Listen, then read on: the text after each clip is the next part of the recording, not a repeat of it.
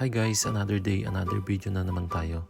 Alam nyo ba, isa ito sa mga inaabangan ng mga tao. Isa na ako dyan, ang Boxing Day. Hindi ito yung typical na larong boxing. Ito ay holiday. Ginaganap tuwing December 26 sa mga piling bansa katulad ng Australia, Canada at New Zealand. Kaya naman, lahat halos ng mga paninda katulad ng mga damit, sapatos, short at marami pa. Dahil mabibili mo lang sa murang halaga. Dito nga pala kami nagpunta sa may Papamoa Plaza. Kailang ikot nga pala kami ng sasakyan dahil wala kayong mahanap na bakanting parking na pwedeng maparkingan. Sa sobrang dami ng mga sasakyan. Wakas nakahanap din kami ng bakante, mabuti na lang may umalis na sasakyan. Halos lahat ng mga factory outlet dito ay nakasale ng 40% hanggang 50%. Tulad ng Under Armour, Converse, Skechers, Puma at madami pang iba. Una nga namin pinuntahan ay ang Under Armour. Lahat nga pala ng mga items nila ay nakasale ng 40%. Kaya naman naganap na agad ang aking mga kasama. Naalala ko dati nung mga bata pa kami, sa mga tiyanggi lang kami namimili. Kasama ko sila nanay at tatay dahil hindi namin kaya bumili sa mga shopping center katulad nito. Fast forward, sinimulan ko na rin maghanap ng pwede kong mabili.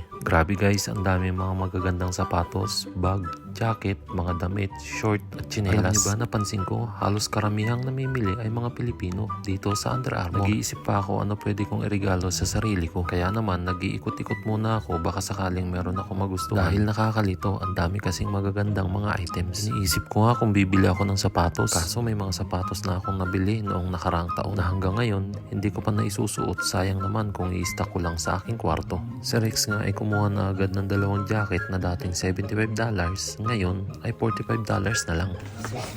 So guys, bumili si Rex ng sapatos niya na Under Armour. Ang ganda kasi, kaya kinulit ko na siya, nabili na niya. Sayang. Tanggalin mo yung papel. Wala na? Hello po. Sige, okay na. Yan, so isusukat niya. Ang ganda nito guys. Kahit ako, ganda-ganda ako nito.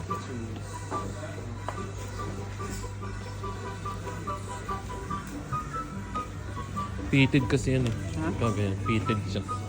Pag mga Under Armour, talagang anuhan niya, yayakapin niya yung buong paa mo. Ganyan maganda yan eh.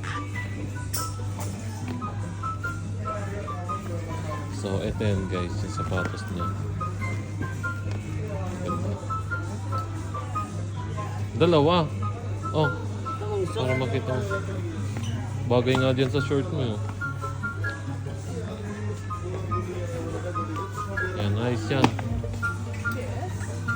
So, ito yung Under Armour niya. Tapos bumili na rin siya ng jacket niya. Dalawang jacket. Tapos yung sapatos. Sinubukan ko nga palang isukat itong short dahil gandang-ganda ako. Buti na lang at sakto sa akin. Ang ganda pa naman ng kulay, kaya naman hindi na ako nagdalawang isip na kunin. Try nga rin pala ako ng damit. Tamang-tama, wala akong masyadong damit na magamit, lalong-lalo na pag umaalis. Siguro naman deserve ko na regaluhan ng sarili ko. Isang beses lang naman sa loob ng isang taon ako bumili. Guys, ito na yung napamili na ako. Dalawang t-shirt, isang shorts sa yung mga tropa, isang jacket, isang sapatos, at si Rex isang sapatos, dalawang jacket. So ito yung sinasabi ko guys na hanggang dyan, buong hilera niya, puro bilihan ng puro mga shopping center lahat yan. Dito na fast food chain naman, tapos yan, bilihan din lahat yan. So dyan tayo galing dyan sa may Under Armour. So lahat yan guys, puro bilihan ng mga branded na sapatos. Tapos dito naman, meron din mga Skechers. Yan yung Skechers. Sale din yan lahat. Ang daming mga murang Puma dito. Marami kang pwedeng mga mabibili. Like katulad nito. Yan. $30 lang. So, ang dami rin mga tao na may bili guys. So, ganito talaga dito sa Boxing Day. Sobrang ang daming tao na may bili. Ito yung inaantay talaga nila after nung Pasko. Date ng 26. So, ito yung tinatawag nila ng Boxing Day. Kaya naman, ito yung tamang panahon, oras, araw para mamili. Dahil yan nga, sabi ko nga sa inyo, sobrang mura ng mga tawag dito, bilihin ngayon dito. Ito, ang ganda ng Puma. Tapos ito yung partner niya na ganda siya guys. On type natin siya pero wag mo na. Pipigil muna tayo, mahirap na. Kasi baka yan nga. Maubusan tayo ng alkansya. So yan, siksikan mga tao rito. Kita mo yan, mga binibili nila. Lahat yan, nabili na nila yan. Tapos dito, mga bata, matatanda, lahat yan. Dito ang bilhin nila.